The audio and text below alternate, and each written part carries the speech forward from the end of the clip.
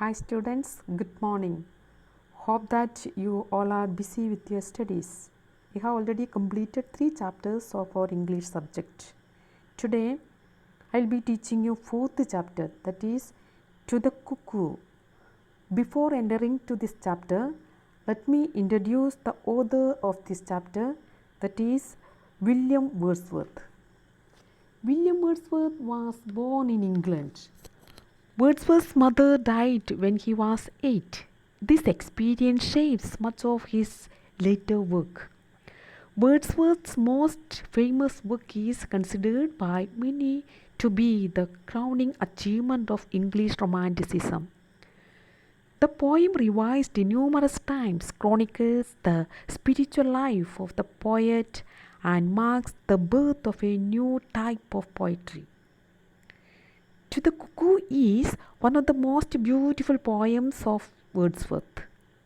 He welcomes the bird as a blithe newcomer as its song captivates and moves him to supreme spiritual joy. Coming to the first stanza. In this stanza, we will be learning about blithe newcomer, I have heard, I hear thee and rejoice. O cuckoo, I call thee bird, or but a wandering voice. Here we will be seeing some difficult words also. Let me explain the difficult words. O blithe newcomer, the cuckoo is being called a blithe or carefree newcomer. I hear thee and rejoice. The bird's voice fill the poet with joy. Wandering voice, independent and free voice. It implies that the cuckoo is not subject to any restrictions. When we come to this explanation of this stanza, Wordsworth welcomes the cuckoo bird with a sense of familiarity. As he says, he has heard him before. Calling the cuckoo a blithe newcomer alludes to the fact that the cuckoo is free and is not subject to the restrictions of human life. The cuckoo is merry and free from all worldly worries. The first stanza itself says the tone of the rest of the poem, as the poet makes it clear that he is addressing the cuckoo. The cuckoo bird's voice brings back joyous memories to the poet, and thus he rejoices. The third and the fourth line of the poem are suggestive of the idea that the poet has never actually seen the bird and knows him only by his voice. He expresses this when he asks the cuckoo whether he should call him a bird or his identity will remain as that of a wandering voice. The third line can also be interpreted as Wordsworth wonders whether calling the cuckoo a bird encompasses his sentiments or if the cuckoo extends beyond his realms of comprehensions. Coming to the next line, next stanza. Here, while I am lying on the grass, thy twofold should I hear. From hill to hill it seems to pass, at once far off and near. When we come to the difficult words, thy twofold shout means the voice of the cuckoo echoes, making it sound like two different voices. From hill to hill it seems to pass means the cuckoo's cry echoes across the whole plain, passing from one hill to another. Here, Wordsworth is lying on the grass when he hears the cuckoo's call. The effect of echoing has been spoken about in this stanza. The cuckoo's voice echoes across hills and reaches the poet. This gives the impression of the voice being one close, then again far off. The fact that the poet is lying on the grass while hearing the cuckoo's song gives the realm and idea of how close and deeply attached to nature the poet is. The wandering cuckoo song is everywhere and it submerges the entire milieu in its melody. The poet also reveals to the reader how he discovers that the voice is that of a cuckoo. The twofold shout that he hears is something that is exclusive to the cuckoo, hence the poet reaches his conclusion. Coming to next stanza, thou babbling only to the veil of sunshine and the flowers, thou brightest unto me a tale of visionary hours. Here also we will be seeing some difficult words. Babbling only to the veil means talking to the valley, making incomprehensible cries. Thou brightest unto me a tale means you narrate to me a story. Visionary hours means times from the past. Here, despite singing to the valley, talking about sunshine and flowers, the cuckoo bird's voice brings back many memories to the poet. The cuckoo bird wanders about in the valley that is brimming with flowers and sunshine. Thus, the bird songs too are an ode to these aspects of nature. But to Wordsworth, these songs have a completely different relevance. They act as an element of nostalgia, transporting the poet to days of his past. He calls those times visionary hours as he cannot go back to them in person and can only envision them from his memory. This indicates that the poet remembers the cuckoo from his childhood, which is alluded to in the first stanza when he says he has heard the cuckoo's voice, now acts as a catalyst in bringing back the poet's memories of his childhood. Coming to next stanza, thrice welcome, darling of spring, even a thou art to me. No bird but an invisible thing, a voice, a mystery. Here we will be seeing some difficult words. Thrice welcome means the cuckoo is being welcomed 3 times. Repetition shows the poet's eagerness. Next one, thou art to me means you are to me. And invisible things means the poet can't see the bird, can only hear his voice.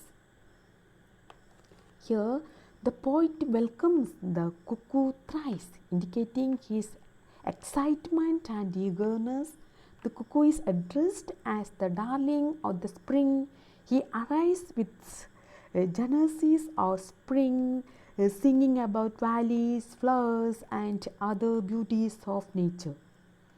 This is where the poet clearly states that he has never seen the cuckoo in reality.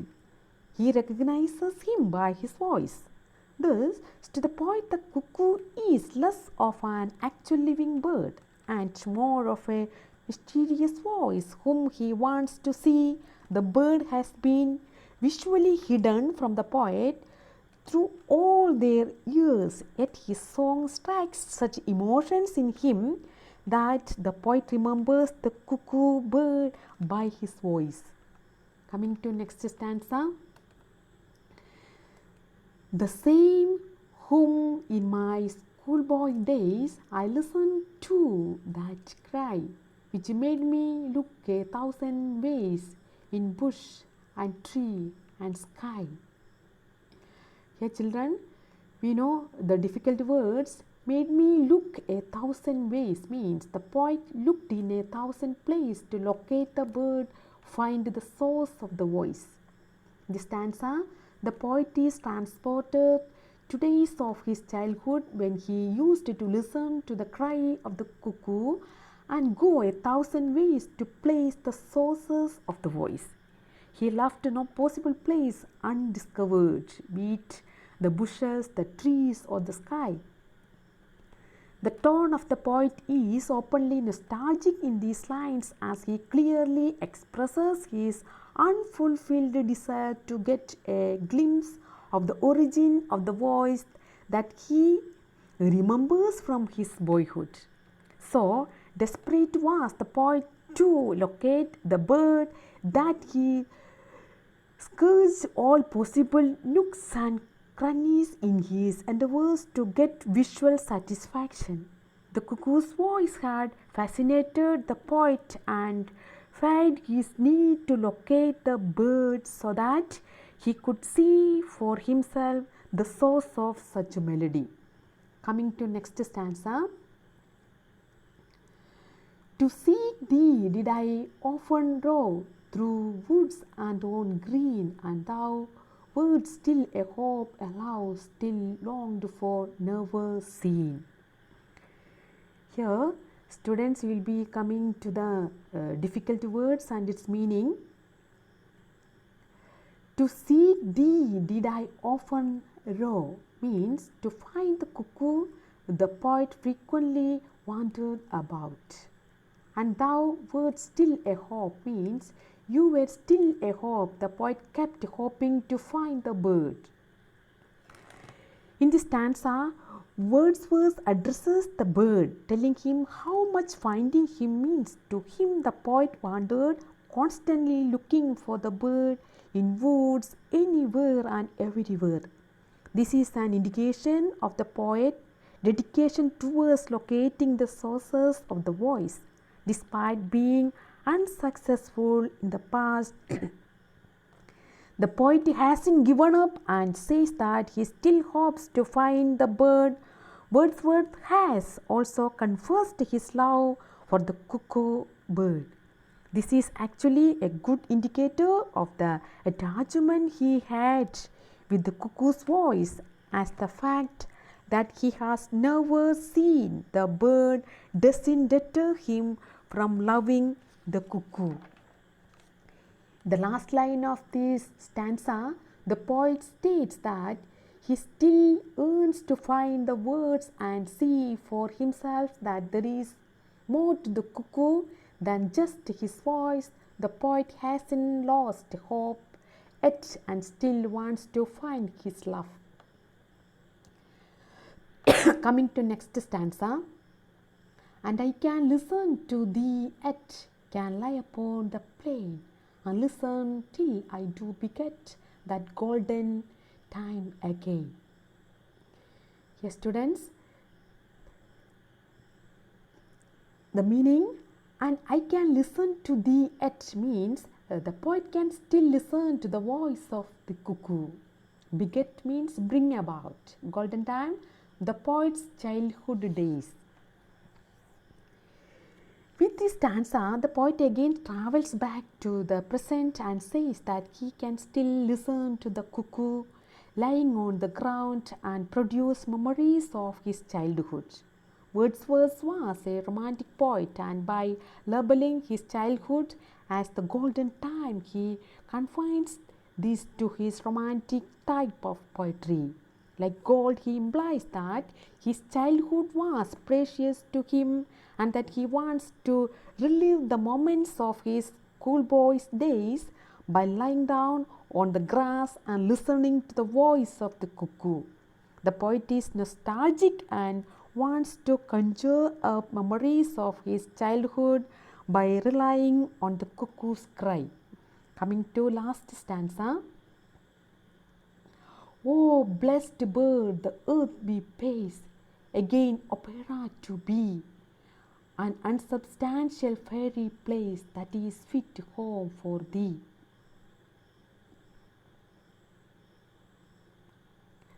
Here, an unsubstantial fairy place, the poet is referring to the earth, calling it mystical, a place of fairies. This is because of the cuckoo's presence. Home fit for thee means this a home that you are deserving of. In this last stanza, poet is addressing that Blessed encompasses the poet's love and devotion towards the cuckoo. Wordsworth calls the earth unsubstantial, that is, an unrealistic place of fairies. This could be because the earth has memorizing elements of nature, like the sky, woods, rivers, valleys, but at the same time is plagued by restrictions of industrial life, which curbs the freedom of an individual. A place with such enchanting contradictions is place that is fit for the cuckoo. The use of the again alludes to the fact that with the arrival of the cuckoo, the earth takes on such a guise.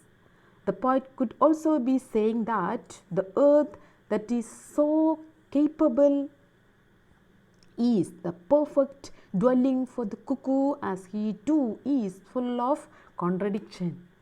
He stirs visions from the poet's childhood and makes him nostalgic, but is himself never to be seen. Yes, students, this chapter is completing. Once again, I would say that in this poem, cuckoo becomes a symbol of beauty, innocence, and childhood for the poet. Her song reminds him of the golden days of his childhood. The poet calls the cuckoo a happy stranger. He means and enjoys her song, but is unable to see her.